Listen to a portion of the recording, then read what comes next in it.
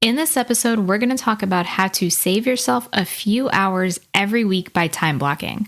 If you struggle with procrastination, having a high workload, and feeling like you never have enough time to get things done, then this episode is perfect for you. Welcome to Calmly Coping. I'm your host, Tati Garcia. I'm a licensed therapist and a high-functioning anxiety coach. Calmly Coping is the podcast for people who struggle with anxiety and high-functioning anxiety. Each Wednesday, you'll hear informative episodes with actionable tips about decreasing anxiety, adopting a healthy mindset, and managing your time and energy so you can live a calm and balanced life. Let's get started.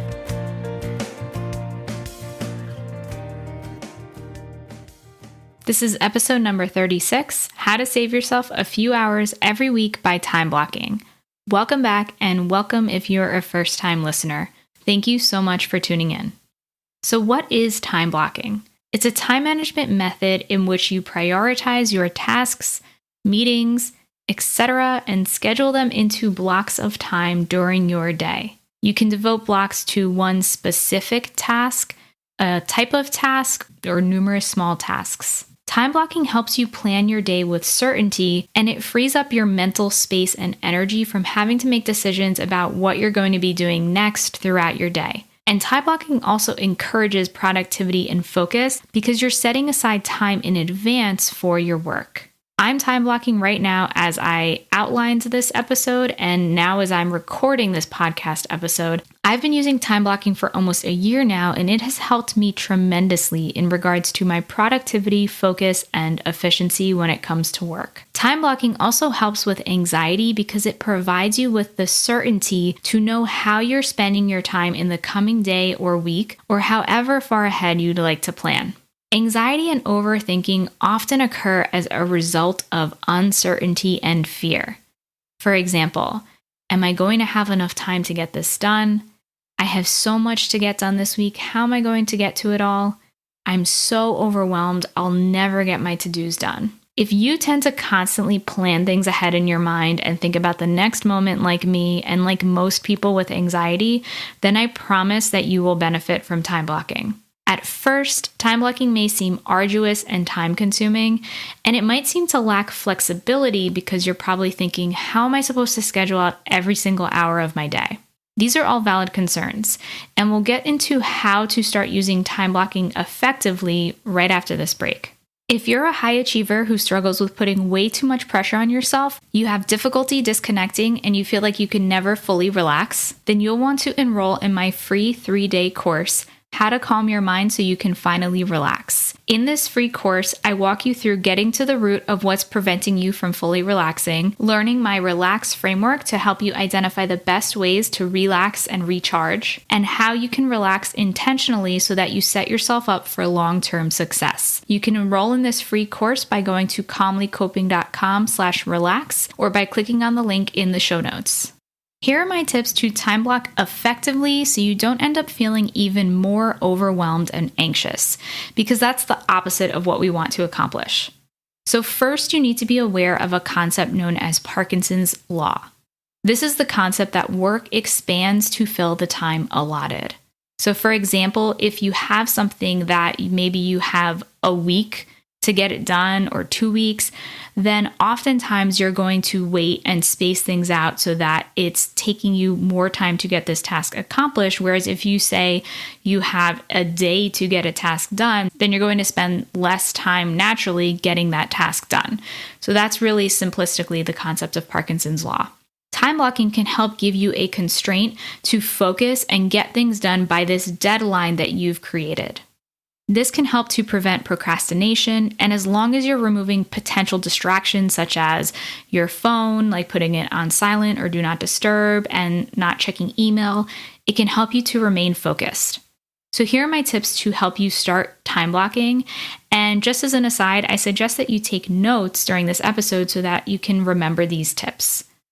So first, let's talk about choosing a tool to use for time blocking. I prefer going digital, but you can also go analog and use a physical planner.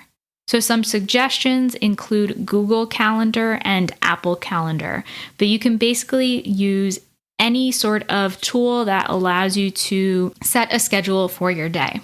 The next tip is to use your to-do list as a starting point and try to focus on no more than 3 large tasks or projects daily. So this doesn't include smaller things such as checking email, but this is the more time-consuming projects you have, because you don't want to overwhelm yourself with too many tasks, because then it's going to end up that you're going to continue to be frustrated because you're not following the schedule because there's so much overflow in how long things are taking you. And that brings me to the next tip, which is to overestimate how much time it's going to take you to complete a task before scheduling the time for it. This is crucial because oftentimes we tend to underestimate how long it takes us to get things done. So by overestimating, you can correct for that human error. My next tip is to schedule small tasks together. So for example, I put checking my email and social media into one 30-minute block so that I'm putting those similar and smaller, less time-consuming tasks together that often require the same type of focus or energy because it's responding to people, socializing, things like that. My next tip is to schedule regular breaks between blocks. So anywhere from 10 to 30-minute breaks and maybe 30 to 60 minutes for a lunch break. This is important so that you're not getting to the point of continually working and becoming frustrated, burnt out, and overwhelmed. So you can schedule a break at any time where it makes the most sense for you, and it's going to be different for each person. I like to schedule breaks sometimes every 1.5 hours, but sometimes it's every 1 hour, or let's say if I have back-to-back clients, I can't necessarily schedule a break until every 2 to 3 hours. So doing what works best for your schedule, but make sure that you're getting regular breaks in throughout the day. My next tip is to break down large projects into smaller tasks. For example, for planning my podcast episodes, I start first with outlining. So I scheduled a 1.5 hour block to outline and write the show notes for 3 episodes. Then I'm going to schedule another 1.5 hour block to record those 3 episodes, which I'm doing right now. And then finally, after this, I will schedule another block to edit and another block of time to promote and schedule. So this allows me to break down the tasks into easier, more manageable blocks of time that make the task seem less overwhelming and less mentally taxing. And my last tip is to be flexible. Make sure that you keep time open for unexpected things, roll over from tasks you couldn't finish in time, and schedule time for planning. This is so important, whether it's daily or weekly or whatever works for your schedule. Time blocking can feel overwhelming if you're just starting out. Take it one step at a time and rest in knowing that when you plan ahead, you are decreasing your stress and anxiety. And I find that it's worth taking the 30 minutes once a week to plan the next week ahead because of the peace of mind and clarity it gives me. Your action tip is to use my tips and practice time blocking just one day this week or next week. See how it goes and what you notice. I promise that time blocking will end up saving you hours of time once you get it down, and it will also allow you to increase your focus and decrease anxiety as a result. So I'd love to hear your thoughts about this episode. You can DM me on Instagram at TatianaGLPC or send me an email at tati@becalmwithtati.com. If you found this podcast episode informative, then please leave me a review on iTunes letting me know your thoughts. And while you wait for next week's episode, I have other episodes about decreasing anxiety, adopting a healthy mindset, and managing your time and energy. Thanks so much for tuning in today, and until next time, be calm. Thanks so much for listening. If you like what you heard, please share this episode with a friend, and please subscribe and leave me a review on iTunes.